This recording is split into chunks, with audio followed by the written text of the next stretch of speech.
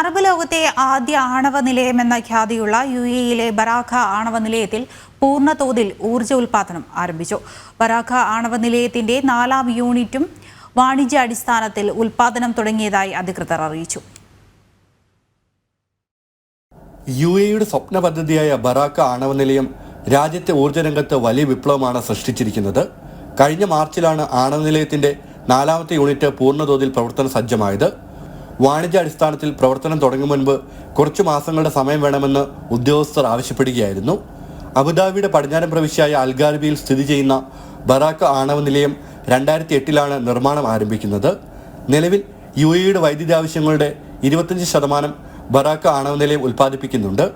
2020 ഫെബ്രുവരിയിലാണ് ആദ്യ യൂണിറ്റിന് പ്രവർത്തനാനുമതി ലഭിക്കുന്നത്. 2021 ഏപ്രിലിൽ വാണിജ്യാടിസ്ഥാനത്തിൽ പ്രവർത്തനം തുടങ്ങി.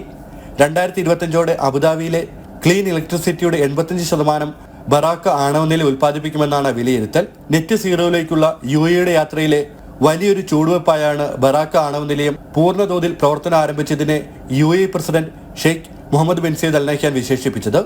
വർഷത്തിൽ 2.25 കോടി ടൺ കാർബൺ പുറന്തള്ളുന്നത് തടയാൻ ഈ പ്ലാന്റിനാവും. 46 ലക്ഷം കാറുകൾ നിരത്തിൽ നിന്ന് മാറ്റുന്നതിന് തുല്യമാണിത്. 2030ഓടെ കാർബൺ പുറന്തള്ളൽ പൂജ്യമാക്കാനുള്ള രാജ്യത്തിന്റെ ശ്രമങ്ങളിൽ 24% വിജയം കൈവരിക്കാൻ ഇതോടെ കഴിഞ്ഞെന്നാണ് UAE-യുടെ വിലയിരുത്തൽ. ജനം, ദുബായ്.